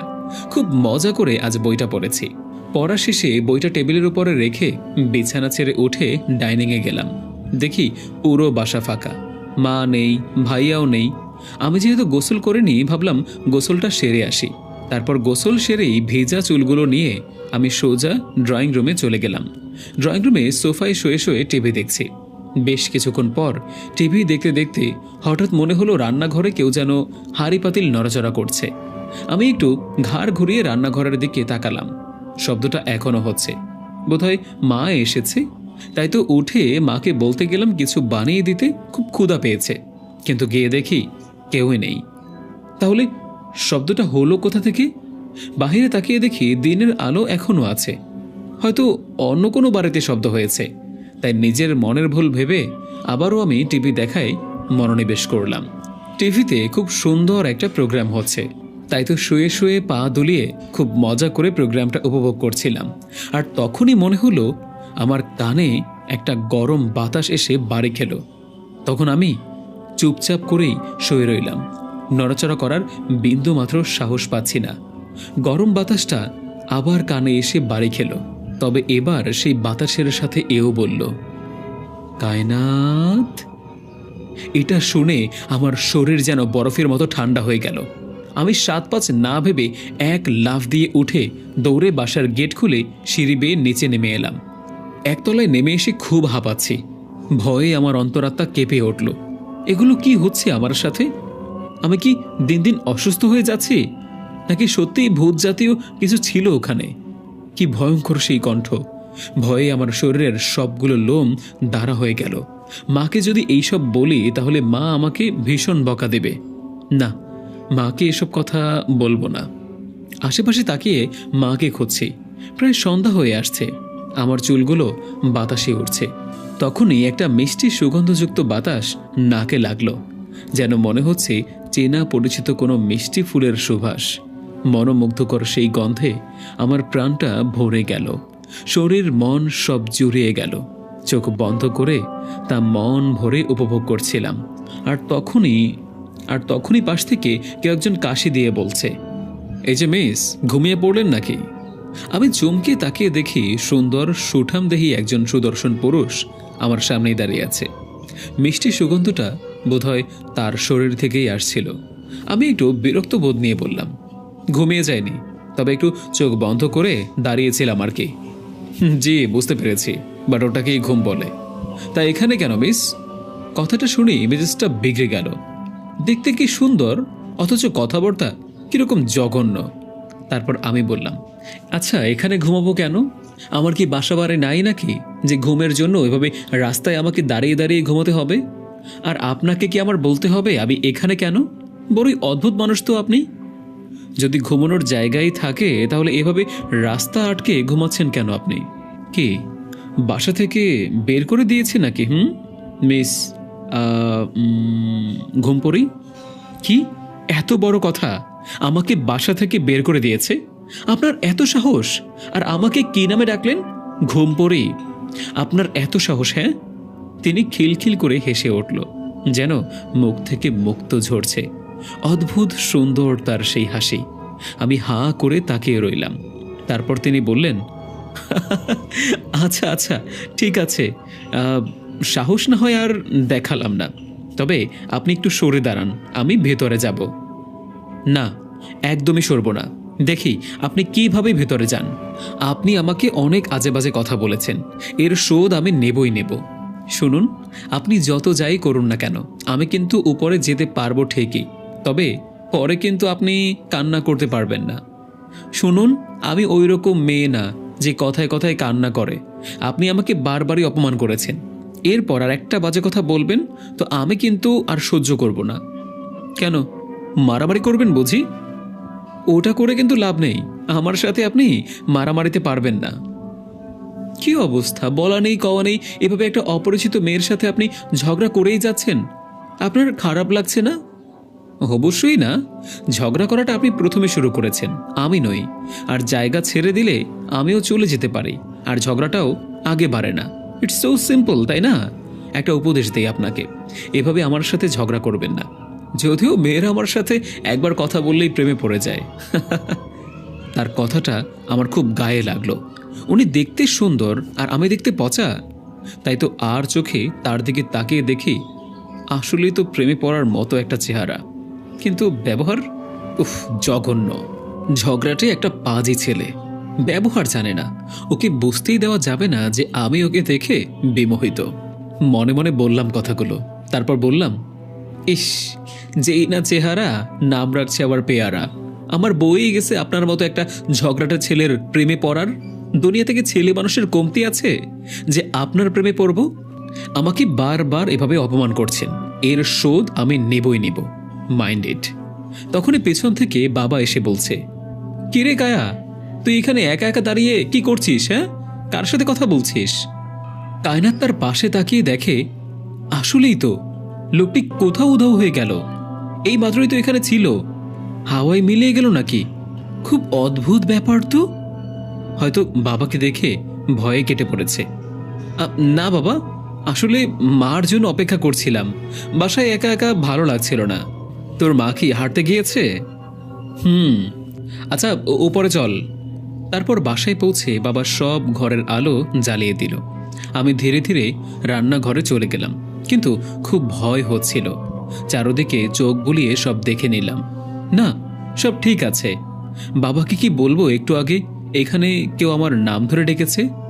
রান্নাঘরের দরজার সামনে দাঁড়িয়ে এগুলো চিন্তা করছিলাম, আর তখন খুব জোরে কেউ বাসার দরজায় নক করলো। আমি একদম চমকে গেলাম। বাবা ভেতর থেকেই বলছে, কে? তারপর আমাকে বললেন, মা, দরজাটা একটু খুলে দেখ তো কে এলো। ভয়ে আমার হৃৎপিণ্ডটা মনে হয় ধুক ধুক করে শরীর থেকেই বের হয়ে যাবে।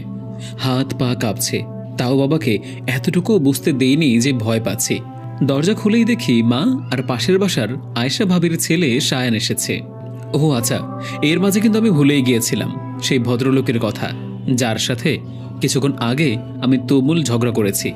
সায়ান আমাকে টেনে চুপি চুপি বলছে, ফুপি, ছাদে চলো, আমরা সবাই মিলে মানুষ উড়াবো।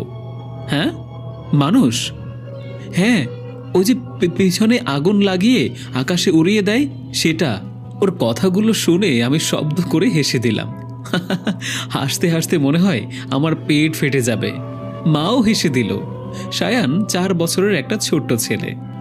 ছোট হলে কি হবে, তার মুখে সারা দিন থাকে পাকনা পাকনা কথা। বেশিরভাগ সময় ও আমাদের বাসায় থাকে, হয় আমার কান ঝালাপালা করে, না হয় মায়ের।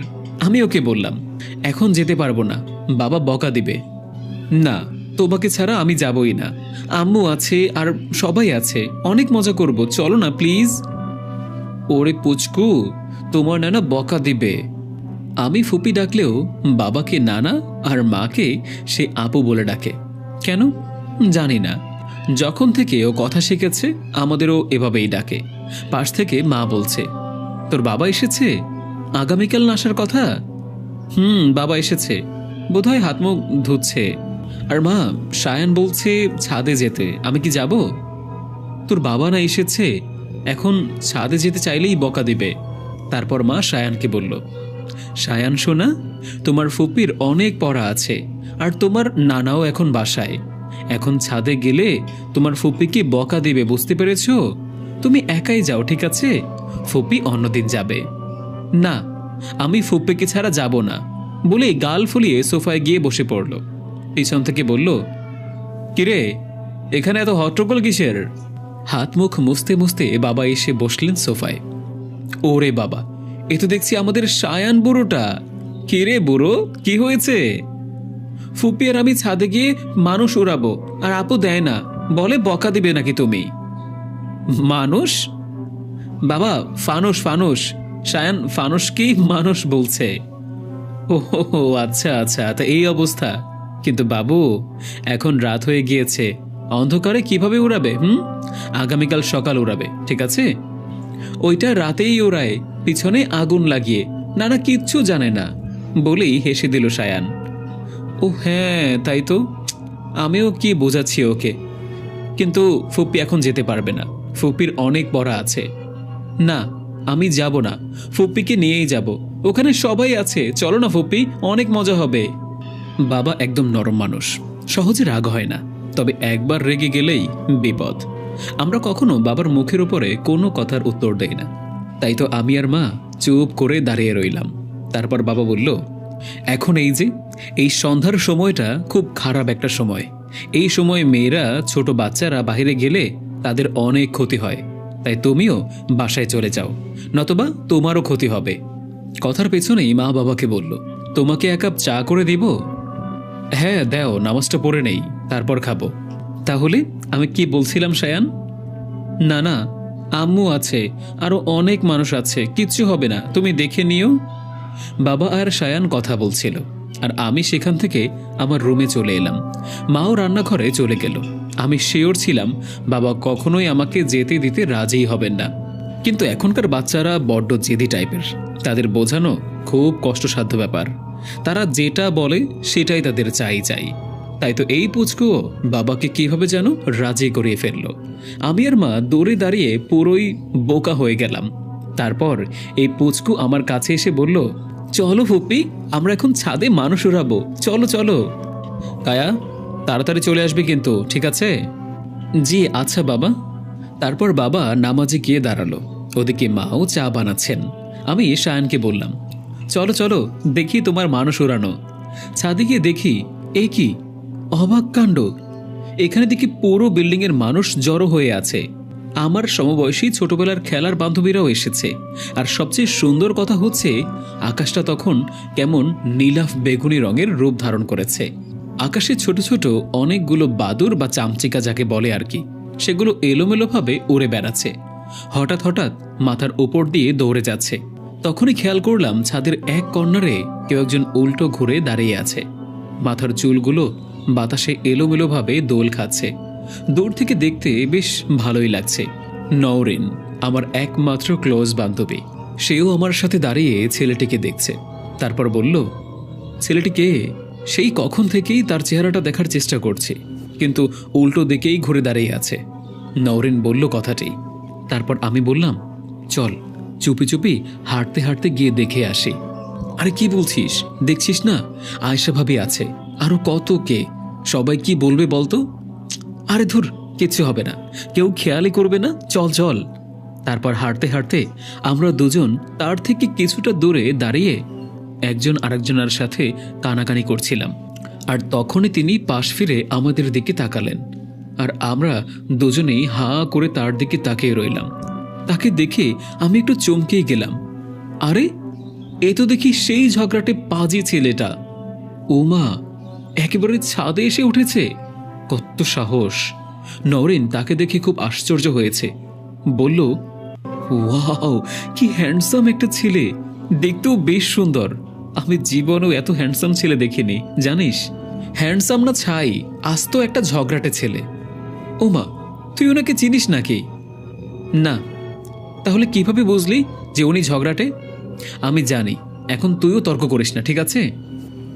এত গুড লুকিং একটা ছেলে ঝগড়াটে তো হতেই পারে না, অসম্ভব। দেখছিস কি সুন্দর সাদা ধবধবে একটা কাবলি স্যুট পরেছে, তাতে ওকে বেশ মানিয়েছে, তাই না? এটা বলার সাথে সাথেই তিনি আমাদের দিকে তাকিয়ে একটু মুচকি হেসে দিলেন, যেন আমাদের কথাগুলো তিনি সবই শুনছেন। তখনই কায়নাত মুখ ভেঙচি দিয়ে নওরিনকে বলল, চল তো এখান থেকে, এসব আজে বাজে ঝগড়াটে ছেলে থেকে দূরে থাকবি, চল। দোস্ত, একটু থাকি না এখানে প্লিজ, চল না, গিয়ে ওর সাথে একটু কথা বলে আসি। না, চল তো এখান থেকে, এখনই চল, তা না হলে কিন্তু আমি আন্টিকে বলে দেব। ওহো, তুই না একদম রসকসবিহীন একটা মানুষ। ওইটাই ভালো। একথা বলে কায়নাত নওরিনের হাত ধরে টেনে নিয়ে যাচ্ছে। ওরা দুইজন সেখান থেকে চলে যাওয়ার সময় ইবনাত ওদের দিকে তাকিয়ে আবারও হেসে দিল। এতে নওরিনের মনে যেন ঈদ লেগে যাওয়ার মতো খুশির উদ্রেক হলো। চারদিকে একটু একটু করে অন্ধকার হচ্ছে, আর তখন দেখলাম ঝগড়াটে ছেলেটা একটি ফানুসে আগুন ধরিয়ে ছেড়ে দিল। সাথে সাথে সবাই হাততালি দিতে শুরু করলো। খুব সুন্দর ধীরে ধীরে ফানুসটা উপরে উঠে গেল। আরেকটা ছিল, সেটা আমাদের দিকে দিয়ে বলছে, এটা কি আপনারা উড়াতে চান? নওরিন লাফ দিয়ে কাছে এগিয়ে গেল, তারপর বলল, দাও না প্লিজ, আমি উড়াবো। আমি নওরিনের কাজ দেখে একেবারে হতবাক। এই ছেলেকে দেখে ও একেবারে নির্লজ্জ হয়ে পড়ল। আমি ওর দিকে চোখ গরম করে তাকালাম, ও যেন আমাকে পাত্তাই দিল না। আর ছেলেটা, সে একেবারে গুড়িসুটি মেরে ওর পাশেই দাঁড়িয়ে আছে। এত মানুষের মাঝে মেয়েটা পুরো বেহায়ার মতো ওই পাজি ছেলেটার পিছনেই পড়ে আছে। আর ছেলেটাও যে কেমন, কোথায় ওকে পাত্তা না দিয়ে চলে যাবে তা না, একেবারে তার গায়ে পড়ে গেল। রাগে আমার গা জ্বলে যাচ্ছে। তখনই খেয়াল করলাম পাশের বিল্ডিংয়ের ছাদে কতগুলো ছেলে উঠেছে। আমরা ছাদে যে পাশে আছি তারাও সেই পাশে এসে দাঁড়িয়ে আছে। উফ, কি জঘন্য তাদের অঙ্গি ভঙ্গি! একে তো সিগারেট টানছে, তার উপর মোবাইলে জোরে গান বাজাচ্ছে। এত সুন্দর পরিবেশটাই একদম নোংরা করে দিল। এইদিকে আমাদের মধ্যে গার্জিয়ান বলতে আয়েশা ভাবেই আছে, কিন্তু ছেলেরা তাকে নিয়েও দুষ্টমি করছে। নিজেদের কাছে কেমন ঘৃণা লাগছে। ভাবি এসে বললেন, এই ছেলেগুলো ভালো না, চলো তাড়াতাড়ি বাসায় চলে যাই। আর এইদিকে আমাদের ঝগড়াটে হিরো তখন তাদের দিকে এক নজর তাকালো। আমি নীল রঙের জামা পরেছিলাম। ওই ফালতু ছেলেগুলোর মধ্যে একজন আমাকে দেখিয়ে বলছে, ওই তোরা কিন্তু নীল মালটারে ধরবি না, ওইটা শুধু আমার। আহা, কি সুন্দর ফর্সা গায়ের রং, একেবারে দুধে দেওয়া আলতা। ওয়াও, ওয়াহ, সেরম ফাইন একটা চিজ। কথাগুলো স্পষ্ট শুনতে পেলাম আমি। শুনেই আমার গা ঘিন ঘিন করতে লাগলো। কি জঘন্য তার ভাষা। উনিও কথাগুলো শুনে তাদের দিকে তাকালেন। পিছন থেকে ওই ফাজিল ছেলেগুলোর মধ্যে একজন বলছে, আরে এতগুলো মাইয়ার মধ্যে এই হ্যাংডা পোলাটা আবার কে? কোন এলাকার রে? আমাদের গলিতে তো এর জীবনেও দেখি নাই। প্রথম ছেলেটা বলল। তারপর আরেকটা ছেলে বলল, হালায় মনে হয় এলাকায় নতুন আইছে, সাইজ দিতে হইব। ভাই আইছে, অথচ এখন পর্যন্ত একটা সালাম ঠোকে নাই। তাদের মধ্যে অন্য একজন ছেলে বলছে, আরে করো কি, ফানুস ব্যথা পাইব তো, ধীরে ধীরে আগুন লাগাও। আহা, আমরা তার বেদনা আর সহ্য করতে পারতাছি না, বলে হো হো করে হেসে দিল। পুরো পরিবেশটাই এই নোংরা ছেলেগুলো একদম নষ্ট করে দিল। আমরা কোনো মতে ফানুসটা উড়িয়ে সেখান থেকে সরে অন্য পাশে চলে আসলাম। বাতাসটাও কেমন যেন ভারী ভারী লাগছে। ভাবলাম ওনাকে ফানুস উড়াতে উড়াতে দেখব। কিসের কি, এই নোংরা ছেলেগুলোর কথা শুনে আমার এখন নীল রঙের উপরে ঘৃণা হচ্ছে। ছি, আর কখন আমি নীল রং পরবই না। আমরা সবাই যখন ছাদের অন্য পাশে এসেছি তখন ওনাকে খেয়াল করলাম না। ভেবেছি হয়তো উনিও আমাদের সাথে ছাদের এ পাশে এসেছে, কিন্তু এখন ওনাকে দেখতে পারছি না। আমি ওনাকে ঝুঁকি দিয়ে দেখছি, কিন্তু না, ওনাকে কোথাও দেখতে পেলাম না। সে কোথায় গেল? মনটাই খারাপ হয়ে গেল। নরেন বলছে, আল্লাহ, আমার জানোটা কই গেল? নামটাও জানা হলো না। সে আমাকে এভাবে একা ফেলে যেতে পারলো? বেহা মেয়েটা এগুলো বলে বলে আমার মাথাটাই ঝালাপালা করে ফেলল। কিন্তু ও যা বলছে ঠিকই বলছে, আসলে নামটাই তো জানা হলো না। যাই হোক, তার একদম উচিত হয়নি আমাদের এভাবে একা ফেলে যাওয়া। আমরা আর সময় নষ্ট না করে নিচে নেমে এলাম। নওরেনের বাসায় একটা বিল্ডিং পর ও চলে যাবে, আর তখন কোথা থেকে যেন উনি আসলেন। ওনাকে দেখেই আমার মনে হচ্ছিল খুশিতে আমি আত্মহারা হয়ে যাই, কিন্তু নিজেকে অনেক কষ্ট করে সংযত রাখলাম। উনি বলছেন, আপনি একা যেতে পারবেন? এটা শুনেই নওরেন মাথা ঘুরে পড়ে যাচ্ছিল। আমি নওরেনকে ধরলাম, আর ও আমার কানে কানে বলছে, দোস্ত, কাম সেরেছে। এই ছেলে মনে হয় আমার প্রেমে পড়েছে, দেখলি? আমার বাসা চেনার জন্য বলছে বাড়িতে একা একা যেতে পারবো নাকি। আল্লাহ, আমার দোয়া হয়তো কবুল করছেন উনি, আমাকে সুন্দর একটা বর দিয়েছে।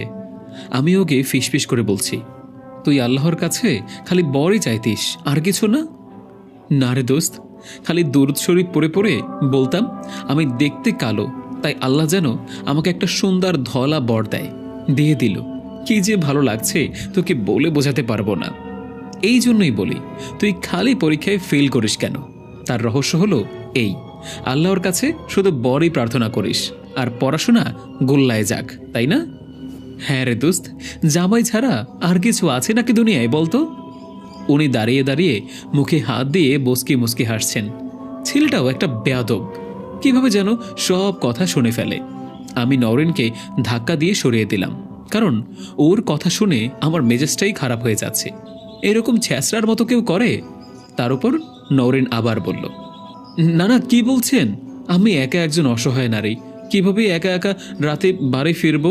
পথে যদি ওই বাজে ছেলেগুলো আমাকে আবার আটকে ফেলে, প্লিজ আমাকে একটু বাড়ি পৌঁছে দিন না। হ্যাঁ হ্যাঁ, অবশ্যই, চলুন। অদ্ভুত, উনি আমাকে একা ফেলে চলে গেলেন। আমাকে একটু বলল না যে আপনাকেও সিঁড়ি পর্যন্ত পৌঁছে দিব? আমি কি মানুষটা এতটাই খারাপ? আমার সাথে শুধু শুধু ঝগড়া করে, আর নওরিনের সাথে কি সুন্দর করে কথা বলে, আবার ওর বাড়ি পর্যন্তও পৌঁছে দিচ্ছে। আমাকে সিঁড়িতে এভাবে একা রেখে ওরা চলে যেতে পারলো? আমি ধীরে ধীরে বাসার দরজায় নক করলাম। মা দরজা খুলে বলল, কিরে, ফানুস উড়ানো শেষ হয়েছে? আমি কোনো কথা বললাম না, হনহনিয়ে রুমে চলে গেলাম। বাবা টিভি দেখছেন। নিজের রুমের দরজা লাগিয়ে আয়নার সামনে দাঁড়ালাম। নিজেকে কতক্ষণ আয়নার সামনে বসে বসে দেখলাম, না কিছুই বুঝছি না। আমি বোধহয় দেখতে খারাপ, তা না হলে আমার সাথে কেমন করতো? মনটা খারাপ হয়ে গেল। রুমের লাইটটা বন্ধ করে শুয়ে রইলাম। তার নামটাও আমার জানা হলো না। দেখলাম জানালা দিয়ে ঘরে চাঁদের আলো এসে পড়েছে, সঙ্গে ঠান্ডা হিমেল বাতাস। ঠান্ডা বাতাসটা যেন আমার শরীরকে ছুঁয়ে গেল।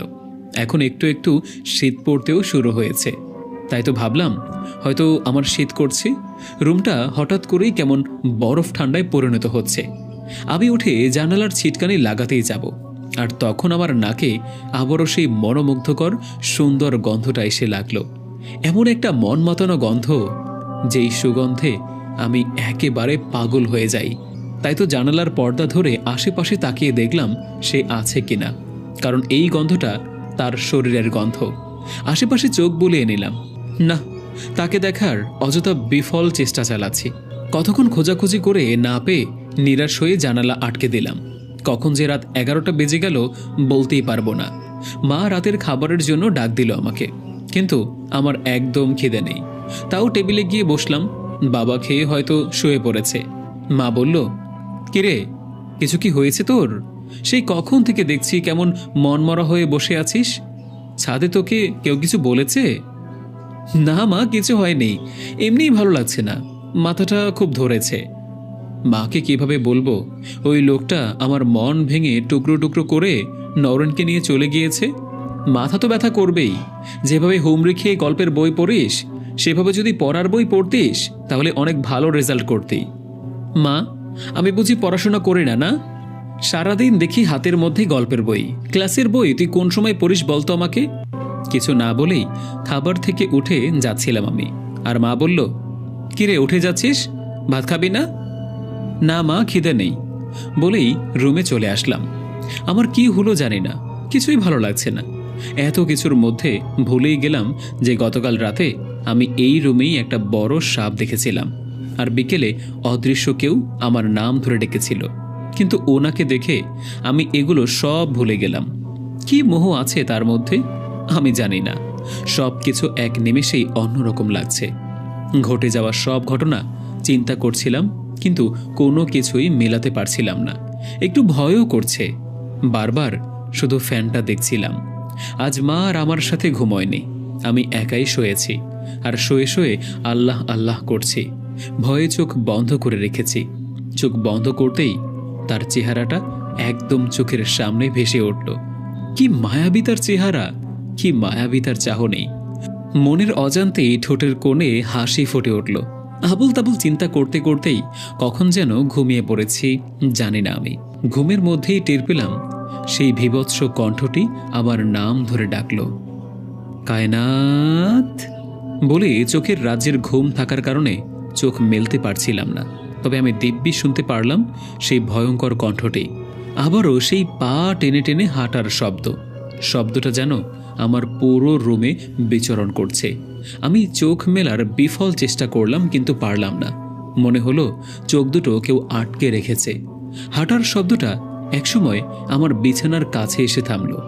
হঠাৎ তখনই আমি অনুভব করলাম শ্বাস নিতে পারছি না। আমি বুকে অনেক চাপ অনুভব করলাম। মনে হচ্ছে একটা ভারী পাথর আমার বুকের উপর কেউ রেখে দিয়েছে। হাত পা নড়াচড়া করাও খুব কষ্টকর হয়ে যাচ্ছে। চেষ্টা চালাচ্ছি, কিন্তু একটু নড়াতে পারছি না। চোখ মেলেও তাকাতে পারছি না। আমি বুঝতে পারছি না এটা কি স্বপ্ন দেখছি নাকি এগুলো আমার সাথে সত্যি সত্যিই ঘটছে। কিছুক্ষণ এইভাবে কাটানোর পরে বুঝতে পারলাম আমার পায়ে কেউ স্পর্শ করেছে। মনে হচ্ছে লোমশ কিছু একটা আমার পায়ে ধীরে ধীরে হাত বুলিয়ে দিচ্ছে। আমার বুকটা ভয়ে ধরফর করে উঠল। স্পর্শটা যেন ধীরে ধীরে আমার পা থেকে শরীরের উপরে উঠে যাচ্ছে। মনে হচ্ছে আমি জেগে আছি, সব বুঝতে পারছি, কিন্তু শুধু চোখ মেলেই তাকানোর মতো শক্তি আমার নেই। ভয়ে ওই অবস্থায় আমার গলা শুকিয়ে গিয়েছে। মনে মনে ধরেই নিলাম আজ বোধহয় আমি মরেই যাব, কেউ আমাকে বাঁচাতে আসবে না। তখনই আমার গলাটা কেউ শক্ত করে চেপে ধরল। আমার দম বন্ধ হয়ে যায় অবস্থা। অনেক কষ্টে চোখটা মেলে দেখি আমার বুকের উপর একটা কালো লোমশ কিছু একটা বসে আছে, যেটার চোখগুলো লাল এবং সেগুলো জ্বলছে। আমি নিজের চোখে বিশ্বাস করতে পারছি না। এইসব ঘটনা আমি সব ভূতের গল্পের বইয়েই পড়েছি। বাস্তবে কি এগুলো সত্যি ঘটে? যদি ঘটেই থাকে তাহলে আমার সাথেই কেন ঘটল? নাকি বেশি বেশি গল্পের বই পড়ি তাই এগুলো আমার মস্তিষ্কে খেলা করছে? সেই মুহূর্তে আমার শরীরে যেন কোনো বোধ শক্তি নেই। শুনতে পেলাম পাশ থেকে কেউ একজন বলে উঠল, আয় কায়া আয়। তাকিয়ে দেখলাম কেউ একজন আমার সামনে দাঁড়িয়ে আছে। ব্রেন তখনও কাজ করছে না, বাস্তব না স্বপ্ন এর মধ্যে আটকে পড়ে আছি। আবারও ডাকলো, কায়া আয় কায়া। কি ব্যাপার, এইভাবে তাকিয়ে আছিস কেন? আমি চোখ বড় বড় করে দৃষ্টিশক্তি প্রখর করে তাকিয়ে বুঝতে পারলাম এটা আর কেউ নয়, আমার ভাইয়া। কিন্তু ভাইয়া এখানে কেন? কিরে, স্বপ্ন দেখছিস? এমন করছিস কেন? আমি উঠে বসলাম, তারপর বললাম, হ্যাঁ ভাইয়া, একটা খারাপ স্বপ্ন দেখেছি। কিন্তু ভাইয়া, তুমি রুমে এলে কি করে? দরজা না লক করা ছিল? না, দরজা তো খোলাই ছিল। আমি পড়ছিলাম, পড়তে পড়তে পানির খুব পিপাসা পেল। টেবিলের পানি শেষ হয়ে যাওয়ার কারণে ডাইনিংয়ে এসে পানির বোতল হাতে নিলাম। তখনই শুনি কেমন একটা শব্দ হচ্ছে। খেয়াল করে শুনি তোর রুম থেকে একটা শব্দ আসছে। তোর রুমের দরজা ধরতেই দেখি খুলে গেল। কিরে, খুব বেশি ভয় পেয়েছিস বুঝি?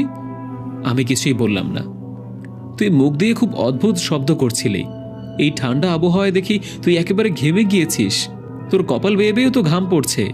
বোধহয় একটু বেশি ভয় পেয়েছিস। হ্যাঁ, আচ্ছা এক কাজ কর, একটু পানি খেয়ে নে, আর পারলে হাত মুখটা ধুয়ে আয়, দেখবি ভালো লাগবে। তারপর রিল্যাক্স হয়ে শুয়ে পড়, সব ঠিক হয়ে যাবে। আর পারলে হাত মুখটা ধুয়ে বের হয়ে আয়, দেখবি ভালো লাগবে। রিল্যাক্স হয়ে তারপর শুয়ে পড়, ঠিক হয়ে যাবে। আর কোনো দরকার হলে কিন্তু আমাকে ডাক দিস, ঠিক আছে? বেশি ভয় পেলে রুমের আলো জ্বালিয়ে ঘুমিয়ে পড়। তারপর আমি হ্যাঁ সূচক মাথা নেড়ে পানির বোতলটা নিলাম। তারপর ভাইয়া চলে গেল। গলাটা ভীষণ শুকিয়ে গিয়েছে। বেশ কয়েক ডোক পানি গিলে খেলাম। খেতে খেতে চোখ গেল দরজার দিকে। আমার ঠিকই মনে আছে আমি অবশ্যই গেট লক করে ঘুমিয়েছি। তাহলে ভাইয়া আমার রুমে আসলো কি করে? আমি কি তাহলে দরজা লক করতে ভুলে গিয়েছি? না, আমার এখনো ঠিক মনে আছে ঘুমোতে যাওয়ার আগে ভালোভাবেই দরজা লক করেছি। তাহলে কে খুলে দিল? খুবই ভয়ঙ্কর একটা ব্যাপার।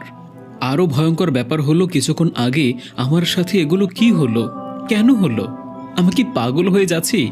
আর ওই কালো ছায়াটা কি ছিল? জিন? না, এটা কি করে সম্ভব? এগুলো তো শুধু বইয়েই সীমাবদ্ধ থাকে। আমি জানি বাস্তবে এগুলো কোনো অস্তিত্ব নেই। এগুলো শুধুই আমার কল্পনা।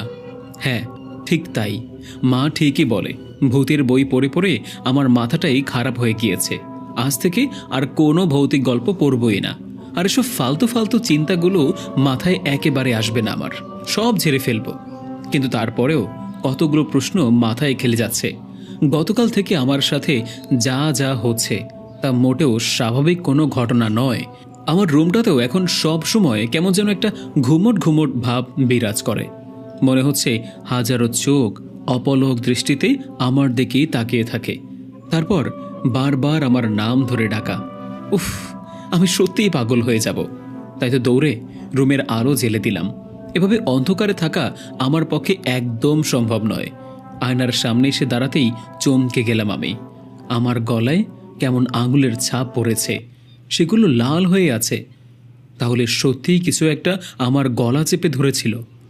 কেউ কি আমাকে মারতে চায়? কিন্তু কে? কায়নাতকে তাহলে কে মারতে চায়? এই প্রশ্নের উত্তর জানতে অবশ্যই আপনাকে দ্বিতীয় এপিসোড শুনতে হবে।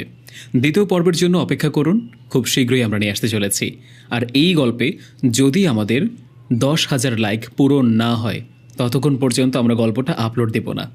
তো আপনাদের টাস্ক আপনারা পূরণ করুন, আমাদের কথা আমরা রাখব। 10,000 লাইক কমপ্লিট করে দিন।